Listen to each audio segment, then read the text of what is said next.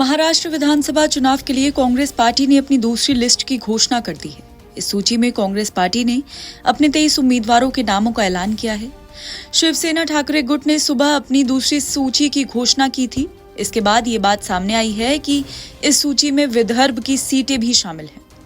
Congress party ने BJP के प्रदेश अध्यक्ष चंद्रकांत बावनकुले के खिलाफ कामठी विधानसभा सीट से सुरेश भोयर को मैदान में उतारा है। इस लिस्ट में सुनील केदार की पत्नी अनुजा केदार को भी नॉमिनेट किया गया है। कांग्रेस पार्टी की दूसरी लिस्ट में किन लोगों के नाम जारी किए गए हैं, एक बार उस पर नजर डाल लेते हैं।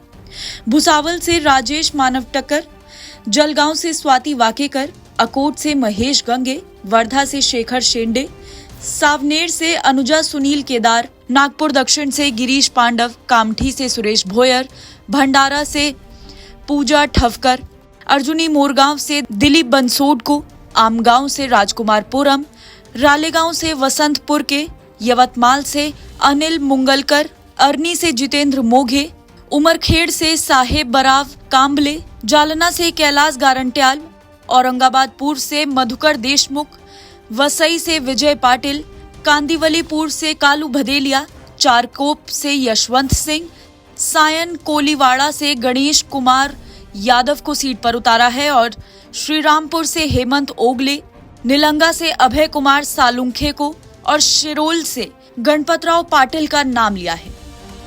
महाराष्ट्र में होने वाले विधानसभा चुनाव के लिए कांग्रेस शिवसेना मिलकर महाविकास अघाड़ी बनाकर चुनाव लड़ रहे हैं। एमवीए ने 288 में से 255 सीटों के लिए अपने उम्मीदवारों का ऐलान कर दिया है। एमवीए ने तय किया है कि 255 में से हर पार्टी 85 सीटों पर चुनाव लड़ेंगी। बाकी बची 23 सीटों पर फैसला बाद में होगा।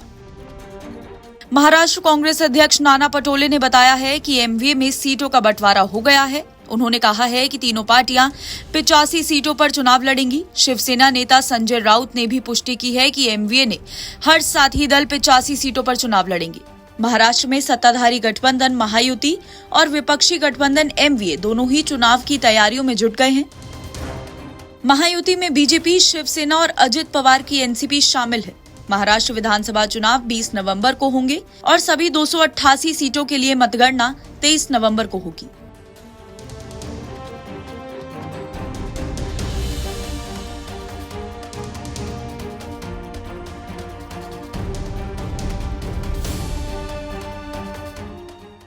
एनबीटी ऑनलाइन की रिपोर्ट।